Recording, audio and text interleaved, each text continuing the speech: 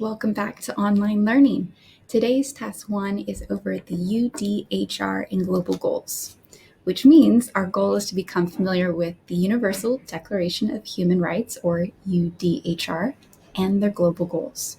First things first, you're going to be watching this video, and it's going to be introducing each human right and global goal. As you listen to this video, you're going to highlight or circle the words that you are unclear in their meaning of. So you have 1A4, that is the Universal Declaration of Human Rights, and you have 1A4, that is the global goals. And this is what you'll be listening to or reading through while listening to me go through them. After watching the video, you're going to circle 3 human rights from the UDHR and then 3 global goals that you feel most interested in or intrigued by. And then you'll go to Seesaw, where there'll be a reflection to share 5 or more words that you're unclear on. That'll be one section. And then you'll have a section to describe what 3 human rights you circled and why, and what 3 global goals you circled and why. And then you'll submit. So let's go ahead and get into a little bit of background knowledge. The UDHR, what is it? The Universal Declaration of Human Rights was published on December 10th, 1948, and it was created by the United Nations, which was formed after World War II. And these fundamental human rights were created for the first time as a set because of the terrible things that happened during World War II. So it was deemed necessary, we must create a set of rights that have to be protected for all. It has been translated in over 500 languages, which shows it's pretty important. Now, what are the global goals? Well, they come from the human rights. Since the human rights are protected, these goals were created in 2015, and they were originally known as the Sustainable Development Goals, or SDG, but then they changed it. And it was made with the goals to be completed by 2030. So 9 more years and everything should be done. Fingers crossed. Let's now get into reading through what these rights and goals are. Make sure to have a highlighter or a pencil ready so that you can circle any words that are a bit unclear to you. And I'll try my best to explain them clearly as we go through.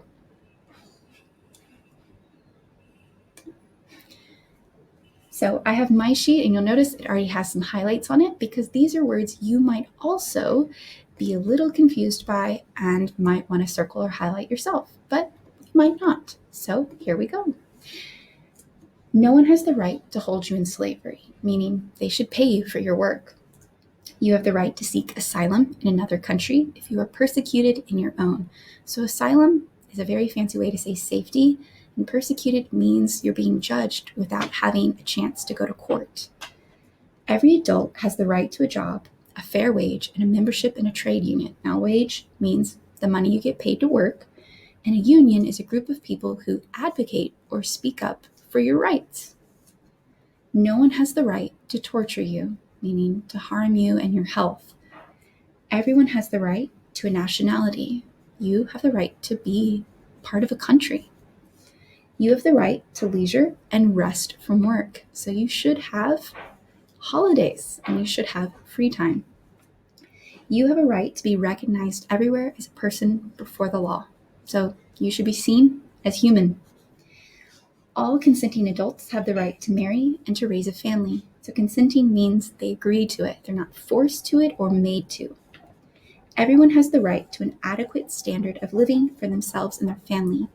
Adequate would mean it meets the ability to allow you to have a healthy life. We are all equal before the law and are entitled to equal protection of the law. So entitled is one of our UI4 vocabulary words. You have the right to own property, so things can be yours. Everyone has the right to an education. You have the right to seek legal help if your rights are violated. So you can go to the law and say, my rights are not being followed. Help me, please.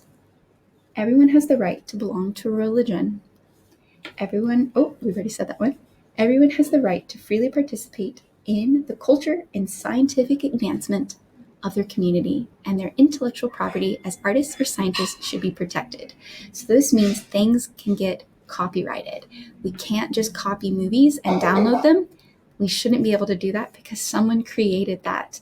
And if they're helping us advance and get further along, we need to be paying them a fair wage and not holding them in slavery and just expecting free work. No one has the right to wrongly imprison you or force you to leave your country. Everyone has the right to gather as a peaceful assembly. We are all entitled to a social order in which we may enjoy these rights, so you should be able to practice these.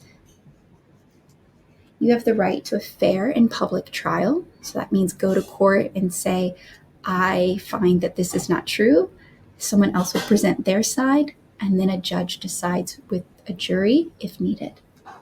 You have the right to participate in the governance of your country, meaning the running of your country, either directly or by helping to choose people to represent you in a free and genuine election. Everyone's rights and freedoms should be protected unless they obstruct the rights and freedoms of others. So your rights should be protected, but if they're hurting someone else's rights, we need to question it. Everyone is innocent until proven guilty. You have the right to privacy. No one can interfere with your reputation, family, home, or correspondence. So interfere means to get in the way of. Reputation means the way you're seen or understood to be. And correspondence is your back and forth exchange of emails or text messages. You have the right to travel. Again, we can't infringe on other people's rights, so it's for safety that we don't right now. You have the right to Social Security and entitled to economic, social, and cultural help from your government, meaning if you can't do something that helps you have adequate or a healthy lifestyle, your government should be there to help you. No state, group, or person can use this declaration to deny the rights and freedoms of others.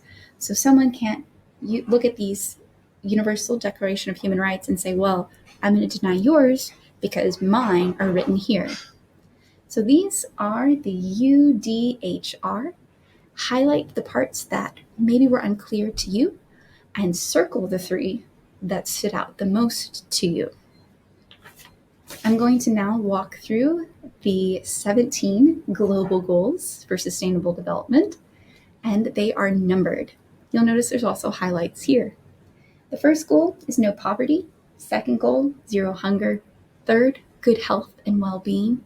4, quality education. 5, gender equality. 6, clean water and sanitation. 7, affordable and clean energy. 8, decent work and economic growth, meaning money growth, financial growth. 9, industry, innovation, and infrastructure, meaning the businesses that are created are moving the country forward or the world forward, and they're providing a strong environment for the community around them. 10, reduced inequalities, so less things that are unequal for people. 11, sustainable cities and communities. 12, responsible consumption and production. So we're being aware of what we're doing and putting into the atmosphere and bringing into the world. 13, climate action. 14, life below water, so taking care of our sea creatures and freshwater creatures. 15, life on land, so taking care of the life that is on land. 16, peace, justice, and strong institutions. So this is dealing with ways to protect rights of others. And 17, partnerships for the goals. So people are joining together to do this. These are our global goals, and these are our human rights that we're going to be looking at and circling 3 of each that most interest us, and also the words that make it unclear for us. Once you have done that, you'll go ahead and go to Seesaw, insert your reflection as it's organized for you, and then click submit.